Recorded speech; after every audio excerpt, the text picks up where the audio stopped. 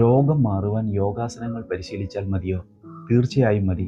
അതിൻ്റെ കാരണം എന്താണെന്നറിയാമോ? ആന്തരിക അവയവങ്ങളുടെ സാധാരണ രീതിയിലുള്ള ആരോഗ്യം നിലനിർത്തുവാനുള്ള രീതിയിലാണ് യോഗാസനങ്ങൾ ചിട്ടപ്പെടുത്തിയിരിക്കുന്നത്. അതിനാൽ നമ്മൾ യോഗാസനങ്ങൾ പരിശീലിക്കുമ്പോൾ ശരീരത്തിന് പലതരത്തിലുള്ള ആസനങ്ങളുണ്ട്. ആ ആസനങ്ങൾ ഡിസൈൻ ചെയ്തിരിക്കുന്നത് ഓരോ അവയവങ്ങൾക്കും വേണ്ടിയിട്ട് അതിൻ്റെ ആരോഗ്യം നിലനിർത്തുന്നതിന് വേണ്ടിയാണ്. അപ്പോൾ യോഗാസനങ്ങൾ പരിശീലിച്ചാൽ തീർച്ചയായും രോഗം മാറും.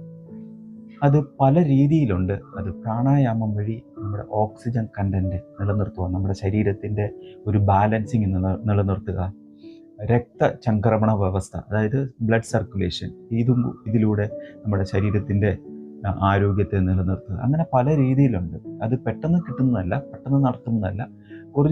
ഒരു നിശ്ചിത സമയമുണ്ട്. നിശ്ചിത സമയത്തേക്ക് നമ്മൾ നമ്മുടെ ശരീരത്തെ പാകപ്പെടുത്തി എടുത്തു കഴിഞ്ഞാൽ, പരിശീലിച്ചെത്തിയാൽ നമുക്ക് നമ്മുടെ ശരീരത്തെ തിരിച്ചറിയാൻ കഴിയും. അതായത് ശരീരത്തിൻ്റെ നിലനിൽപ്പ് എന്ന് പറയുന്നത് ആരോഗ്യമാണ്. ഈ ആരോഗ്യത്തെ നമുക്ക് തിരിച്ചറിയാൻ കഴിയും.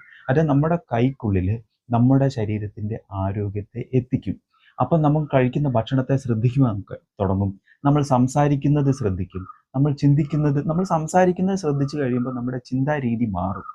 അപ്പം ഇത്തരത്തിലുള്ള നിരവധി പ്രാക്ടീസ് ഉണ്ട് യോഗാസനങ്ങളിൽ. അത് പരിശീലിച്ച് കഴിയുമ്പോൾ തീർച്ചയായും നമുക്ക് നമ്മുടെ ആരോഗ്യത്തെ ശരിയായ രീതിയിൽ, എത്ര കാലം വേണം നമുക്ക് ജീവിക്കണം എന്നുള്ളതല്ല, ജീവിച്ചിരിക്കുന്ന അത്രയും കാലം ആരോഗ്യത്തോടെ നിലനിൽക്കാൻ കഴിയും എന്നുള്ളതാണ് യോഗാസനങ്ങൾ പരിശീലിക്കുമ്പോൾ ഉണ്ടാകുന്ന ഗുണം. അപ്പോൾ രോഗം മാറും തീർച്ചയായും യോഗാസനങ്ങൾ പരിശീലിക്കുമ്പോൾ.